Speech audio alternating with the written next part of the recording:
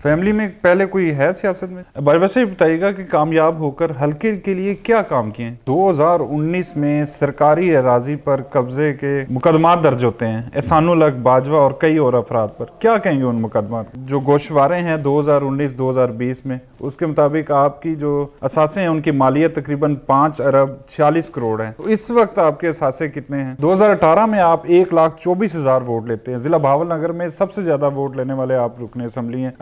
इस दफा क्या उम्मीद? नून लीग भावलनगर से कितनी सीटें जीत पाएगी? और साहब आपका कहना है कि चिश्तिया को मॉडल सिटी बनाया है, जीतूंगा तो इसे पेरिस बना दूंगा। जरिए माश क्या है?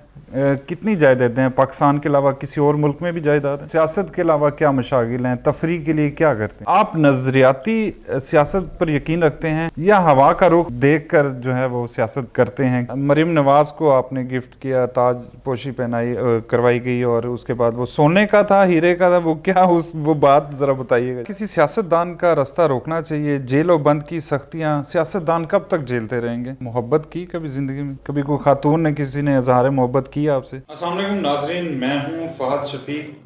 आज हम जिला भावलनगर की एक ऐसी सियासी शख्सियत से मुलाकात करवाने जा रहे हैं जो कि सियासत में एक कद रखते हैं और हल्का 162 से नेशनल असम्बली के मेंबर भी रह चुके हैं। 2013 में ये सूबाई असम्बली के मेंबर है, फिर 2018 में कौमी असम्बली के मेंबर है।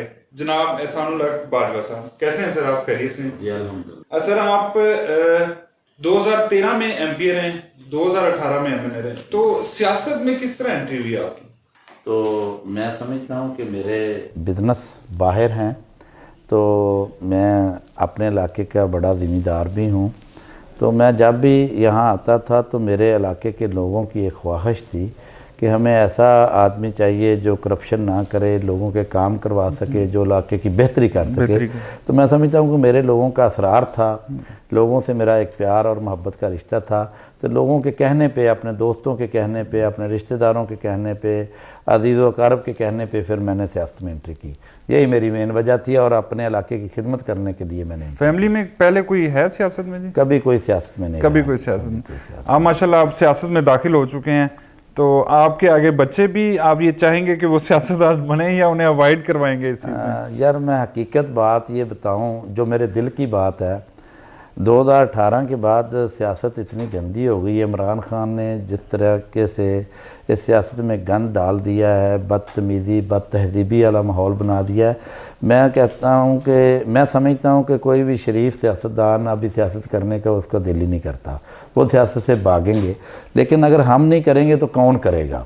हमें इस माशरे को, इस माहौल को बेहतर बनाना है। इंशाअल्लाह सियासत करेंगे। बेटा मेरा अभी लंदन में पढ़ रहा है, तो वो तो कहता है कि बाबा मैंने सियासत नहीं करनी यार, ये बहुत गंदा काम हो गया। लेकिन उसके अपने बिजनेस हैं, वो बिज़नेस संभालेगा।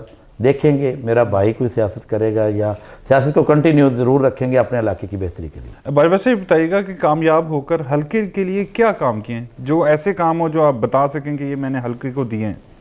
देखिए जी, मैं 2013 में जब पहली दफ़ा MPA बना था तो मेरे इलाके के लोगों की भी ख्वाहिश थी कि मैं हल्के की बेहतरी के लिए काम करूं, और मुझे भी बड़ा शौक़ था कि मैं अपने इलाके के काम करवाऊं। मैं समझता हूं कि चिश्तियाँ 2013 से पहले खंडरात का मंजर पेश करता था।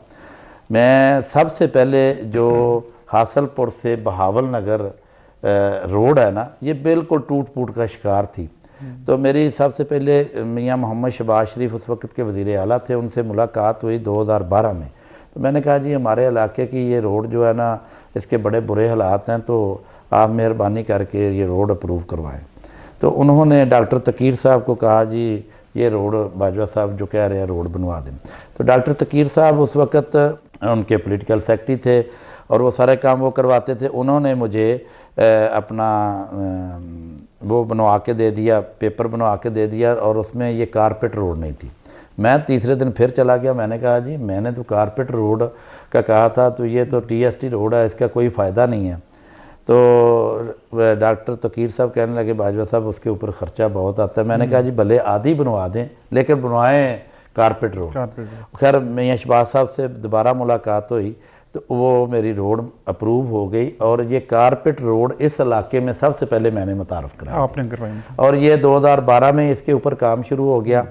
2013 میں MP بن گیا تو میں نے اس وقت تمام روڈ اس شہر کی کارپیٹ کروائی ہیں، تمام روڈ، لائٹیں لگوائی ہیں اس شہر میں، سیوریج کا کوئی 1.5 ارب روپے کا منصوبہ تھا، سیوریج پورے شہر میں ڈلوایا ہے، ٹف ٹائل لگوائی ہے، پھر میں نے چشتیاں شہر کی انٹری کے دونوں طرف بہاولپور روڈ پر اور بہاول نگر روڈ پر وہ میں نے گیٹ بنوائے ہیں کہ ایک لک پتہ چلے، اور 1 وے روڈ پورے کروائے ہیں الحمدللہ۔ ہسپتال کو میں نے اپ گریڈ کروایا ہے، ہسپتال میں آرتھوپیڈک وارڈ لے کے آیا اور دوسرا ہارٹ کا وارڈ لے کے آیا، الحمدللہ کمپلیٹ ہو چکا ہے، اور اس کے بعد 1122 لے کے آیا۔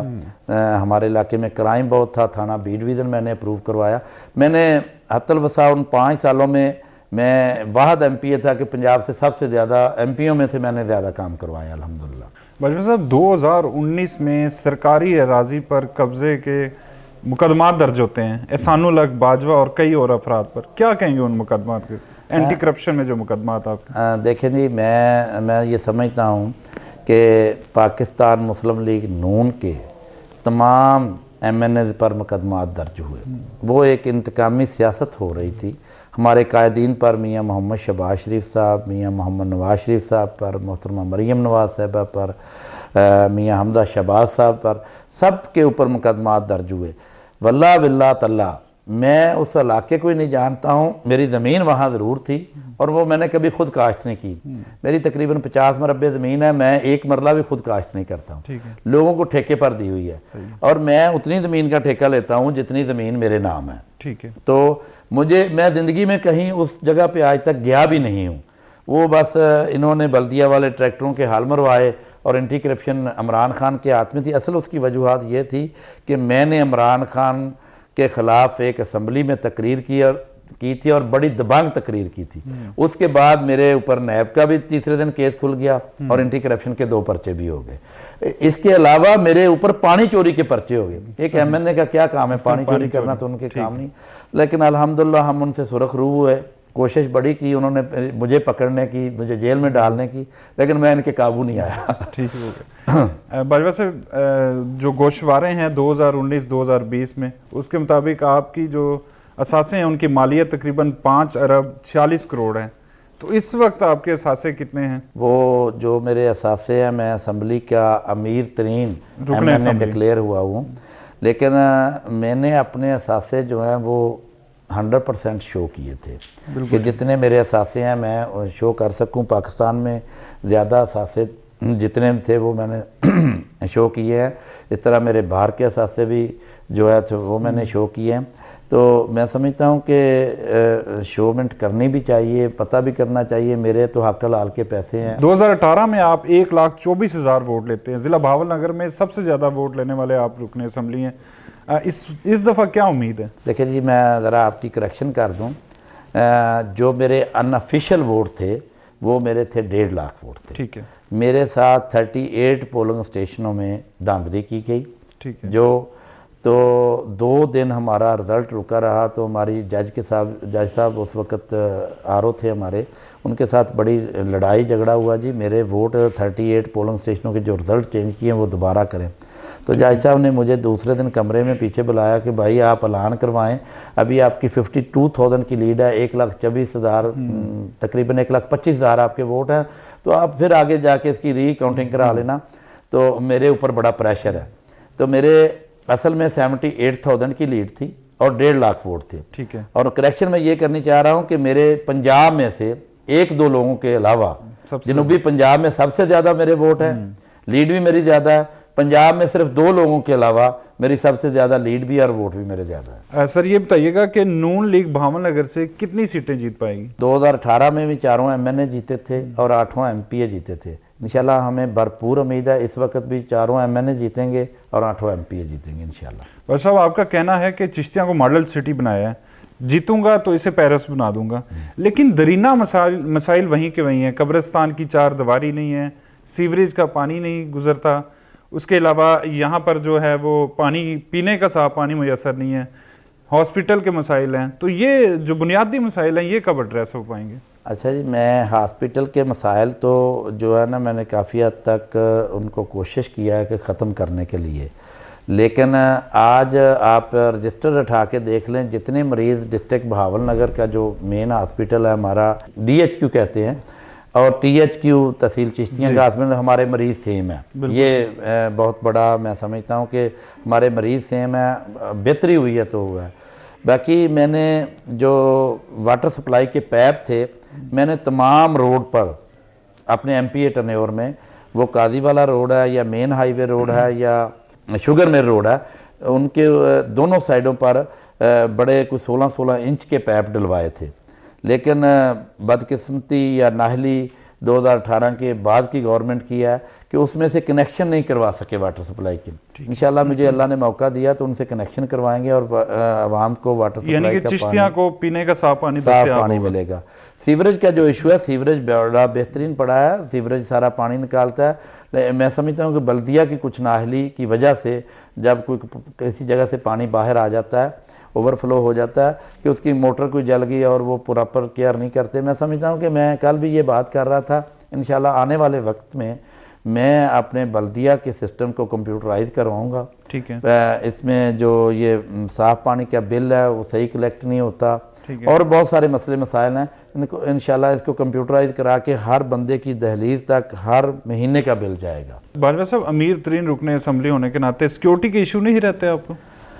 سیکیورٹی کے ایشو رہتے ہیں لیکن الحمدللہ کوشش کرتے ہیں, اس ملک کے حالات کے ساتھ ساتھ چلنا پڑتا ہے.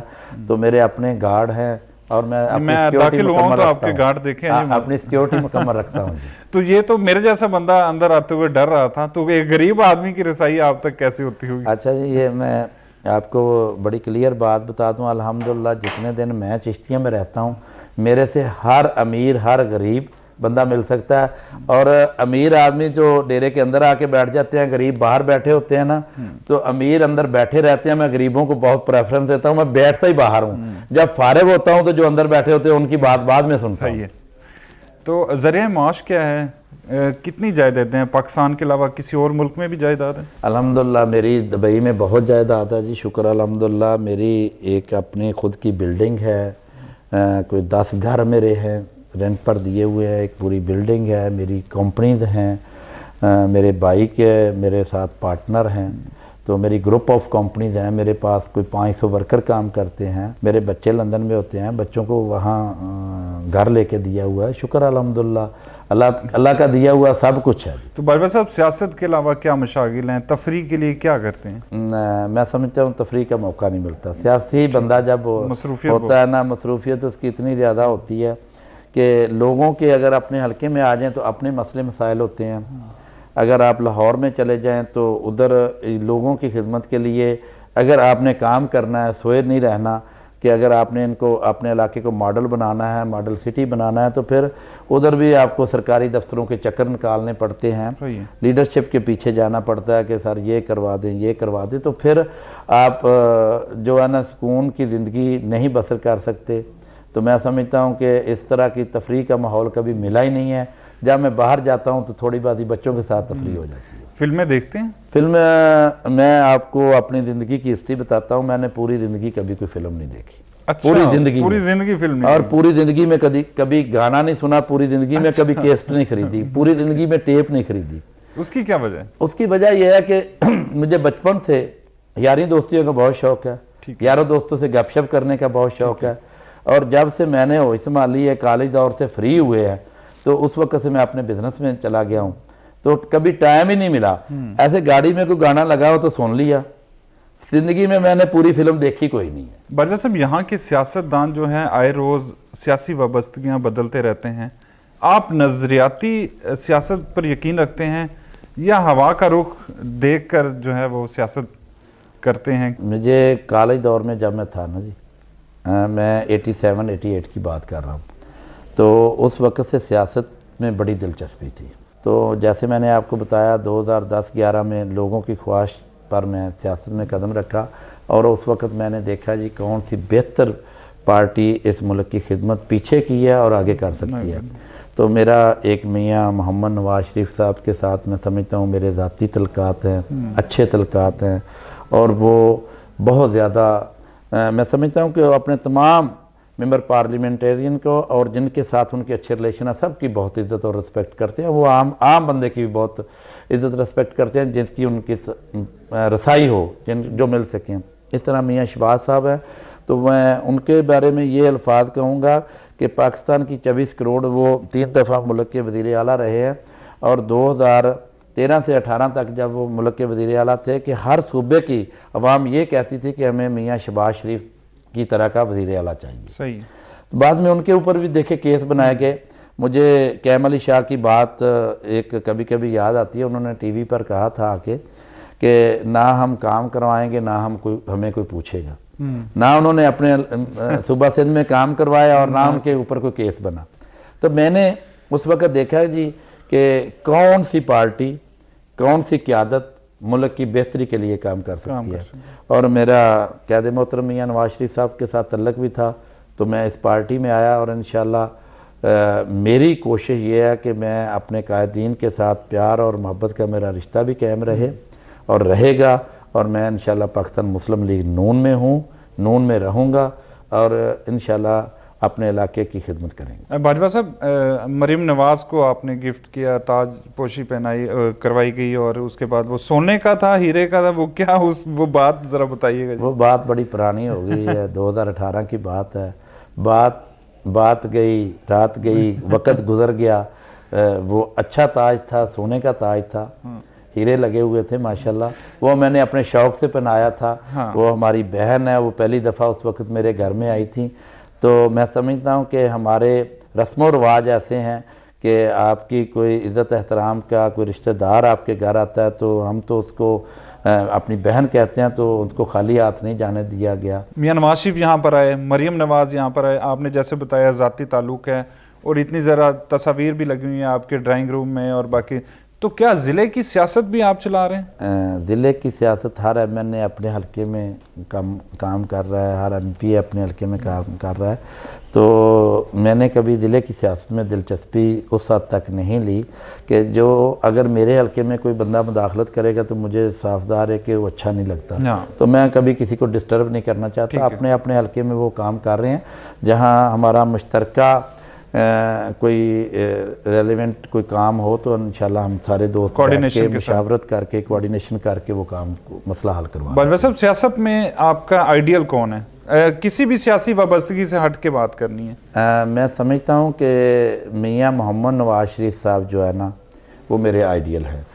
اگر آپ ان کی بات کریں تو وہ جس بندے کو ایک دفعہ مل لیتے ہیں نا وہ بندہ پھر میاں نواز شریف صاحب کے پیچھے ہوتا ہے. ان کے تھپکی دینے میں اور ان کے ملنے میں, ان کے گلے لگانے میں ایک ایسا پیار اور محبت کا رشتہ بندے سے قائم ہو جاتا ہے, بندہ ان سے پیچھے نہیں ہٹ سکتا. کیا کسی سیاستدان کا رستہ روکنا چاہیے؟ جیل و بند کی سختیاں سیاستدان کب تک جھیلتے رہیں گے؟ میں سمجھتا ہوں کہ یہ ایک بڑی غلط روایت قائم ہو چکی ہے ہمارے ملک میں اور شروع سے چلتی آ رہی ہے. میں سمجھتا ہوں کہ ہر بندے کو آزادانہ حق حاصل ہونا چاہیے, وہ سیاست کرے, سیاست میں آئے. تو یہ غلط بات ہے کہ کسی کے اوپر سیاسی مقدمات بنائے جائیں. پہلے بھی بنتے آئے ہیں, پیپل پارٹی کے دور میں بنے, نون لیگ کے دور میں بنے, ہم ان سے ڈینائی نہیں کرتے. اور جتنا خراب ماحول عمران خان کے دور میں ہوا ہے نا وہ ایک بدترین سیاہ دور میں سمجھتا ہوں کہ پچھلے 75 سالوں کی ہسٹری میں وہ سیاہ ترین دور تھا.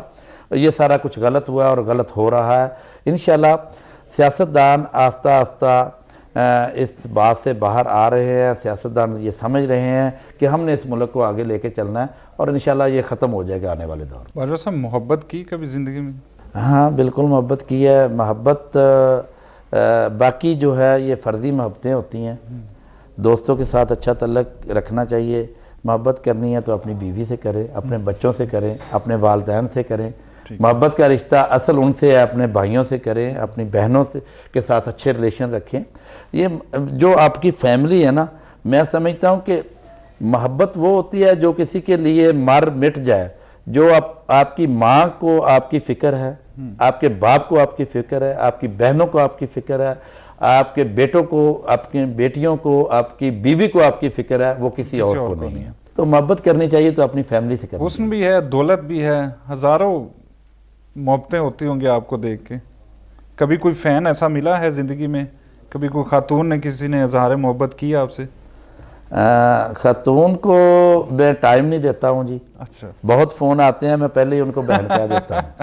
तो मेरी कोशिश होती है कि मैं पगड़ी पर सीधा चल रहा हूँ तो उसी पगड़ी पर कायम रहूँ।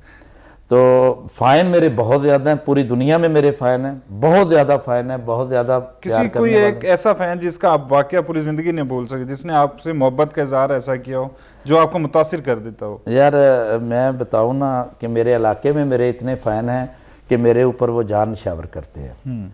मैं किसी एक का नाम लूँगा तो फिर बड़ी गलत बात हो जाएगी, दूसरा एक से दूसरा बढ़कर है। ठीक है, बिल्कुल सही। तो मैं समझता हूँ मेरे अमेरिका में बड़े फ़ैन हैं, मेरे यूके में बड़े फ़ैन हैं, बड़ा प्यार करने वाले हैं, मेरे दुबई में बड़े फ़ैन हैं, मेरे वर्कर मेरे बड़े फ़ैन हैं अल्हम्दुलिल्लाह। ठीक है। तो मैं किसी एक का नाम नहीं लेना चाहता, इसलिए माज़रत ख्वाह हूँ। जी बिल्कुल, ये चौधरी एहसानुल हक बाजवा साहब थे जो कि चिश्तिया के हलके से अपनी आवाम के लिए पुरअज़्म हैं कि खिदमत करते रहेंगे। इनका बहुत शुक्रिया कि इन्होंने हमें वक्त दिया।